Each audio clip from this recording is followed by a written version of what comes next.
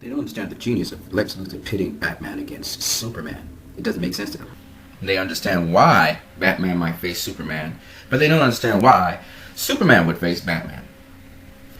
What people forget is that Lex Luthor is working in the background, and Superman, the first time he meets Batman, stops him and threatens him not to continue as Batman because of the photos that Lex Luthor has sent to him, which show a dead corpse with a bat signal, and Lex Luthor is implying that Batman killed that person, and that he was judge, jury, and executioner. This prompts Superman to action to say, the bat is dead, bury it.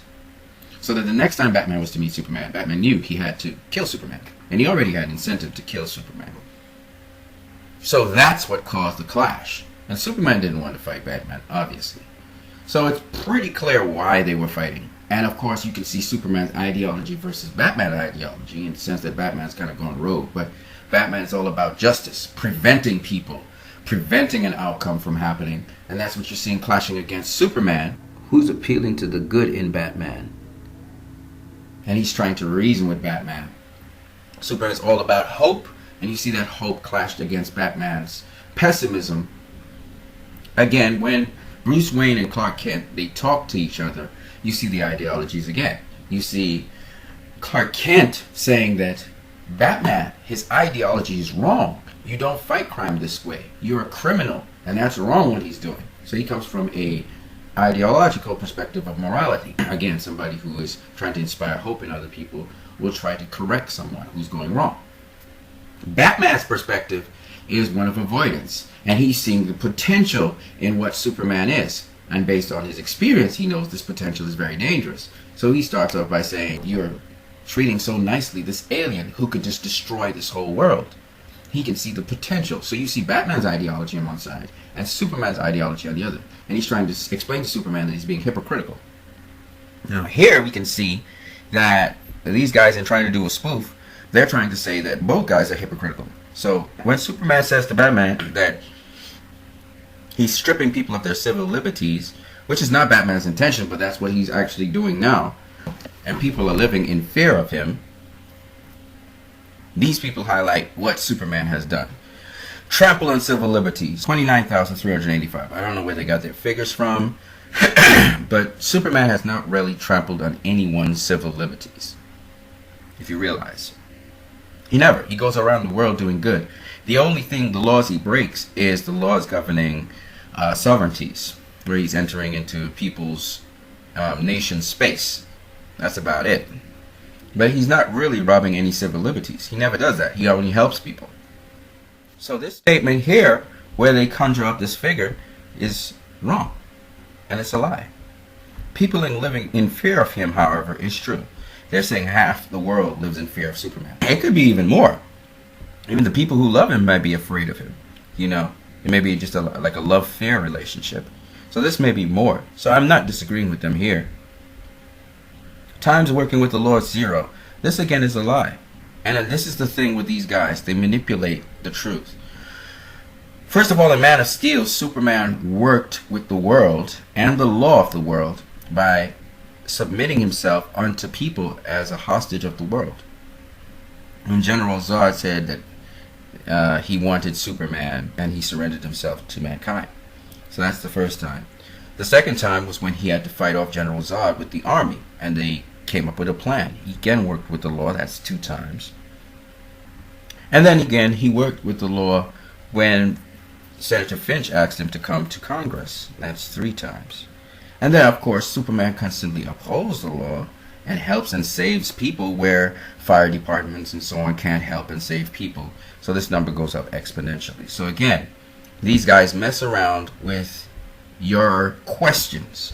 Well, what has Superman worked with the law? And they take this and they twist it. So this is a lie.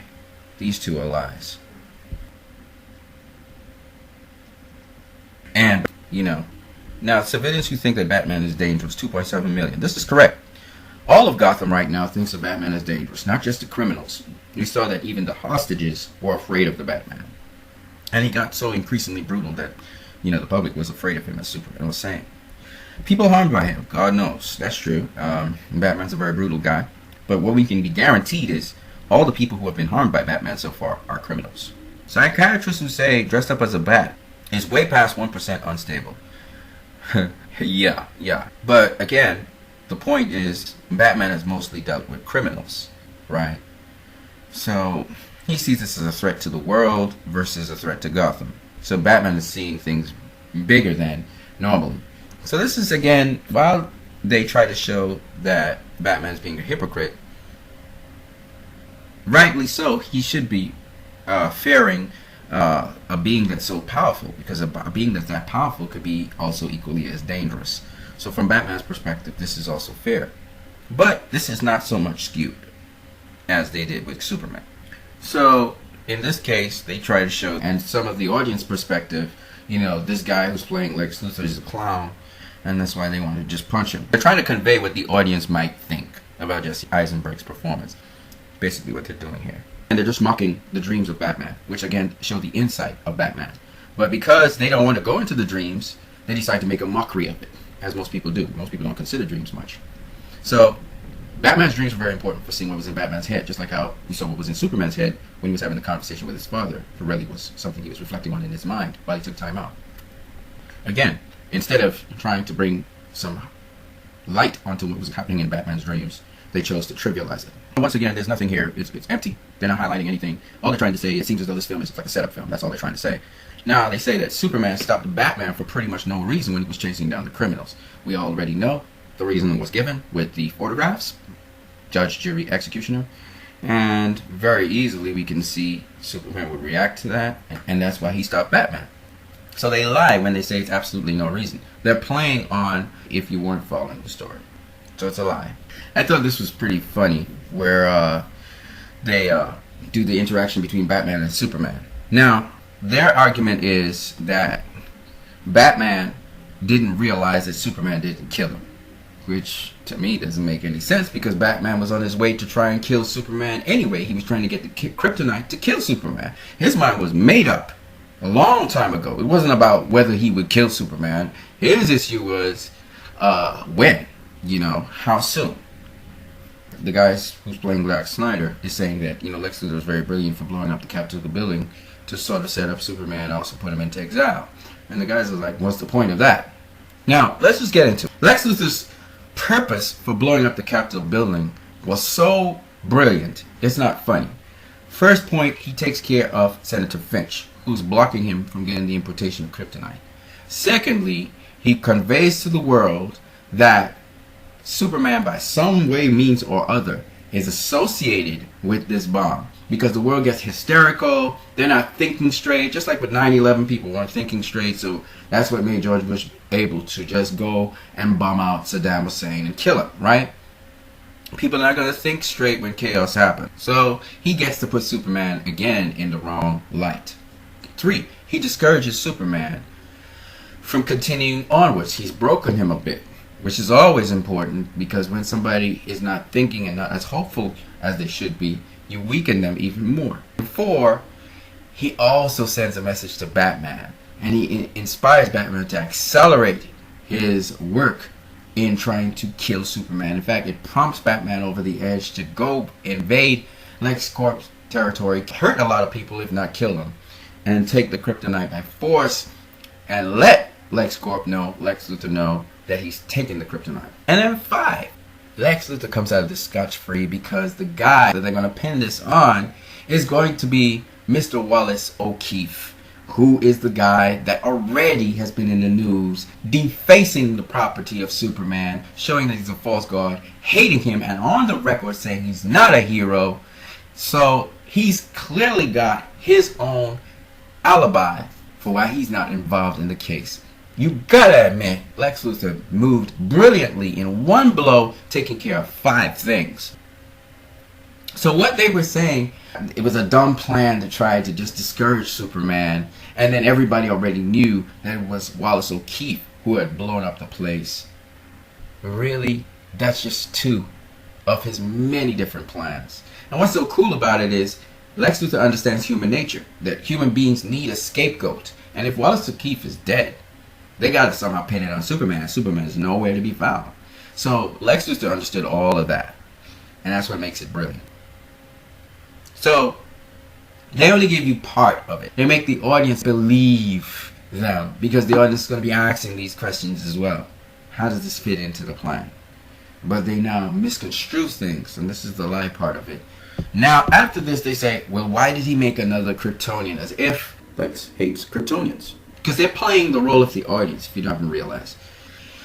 This argument goes on to assume that Lex Luthor hates Kryptonians. Because remember, at the beginning of the movie, he has an argument with Senator Finch about Kryptonians. He's saying, oh, there are more Kryptonians moving around. But that's really a cover. He really hates Superman. Not Kryptonians, Superman. Because obviously he doesn't hate General Zod. Obviously he does not hate Doomsday. Right? He made Doomsday. So now they go on to say that one, he tricks the Kryptonian technology into accepting him with the fingerprints of General Zod. Then he goes in and he's asking the Kryptonian technology to make this Doomsday, which is an abominable process to do it. But he asks if there are any Kryptonians alive. They're not alive. Yet somehow the machine still accepts his fingerprints of a dead Kryptonian. And then they do an illustration with the guy's phone. So they're trying to say that it's idiotic. The problem with this is there are a bunch of lies in the middle of that argument. Here are the lies. The lie, first of all, is that Lex Luthor hates Kryptonians. That's a lie. He hates Superman, who happens to be Kryptonian. The second lie is that all Kryptonians are dead. Nowhere in the movie does it say that, because Superman's alive, right? What it said was the Kryptonian Council. All of them are dead. And to use this abominable technique to clone Zod, using his blood, involved breaking the rules of the Kryptonian Council, which are no longer around. So it wasn't that there was no Kryptonians around, it was that the Council wasn't around. And why the Council was important in this case is because if they were around, they would prevent Lex Luthor from cloning Doomsday from Zod's body. And so they lied about no Kryptonians, because there are Kryptonians around. And they lied about Lex Luthor hating Kryptonians because he liked Zod, who's dead, yes, but he liked Zod. So obviously, and he made Doomsday. So all of their points didn't make sense. And then they were trying to take another guy's phone. They're trying to show that this is Zod's key. This is Zod's stuff. So why should I override Zod's stuff? If I could do that, then anybody could do it. Yeah, that's true. But not anybody has the know-how to get into the ship and the intelligence. Because remember, Lex Luthor is a very intelligent guy. So while the government might have confiscated these things, they may not have known what to do with them. As was clearly the case because Lex Luthor was the guy who discovered the kryptonite that could be used to cut out the Kryptonians, cut through the Kryptonians' cells. That's how he was able to get the fingerprints on off of Zod. The rest of the government people wouldn't have known that. So that's why he got possession of the ship, and he got possession of Zod's body. He knew how to unlock certain things, and he was able to do it. Because the government officials, they couldn't unlock certain things. They didn't know how to go through certain portals. Lex knew how to do that.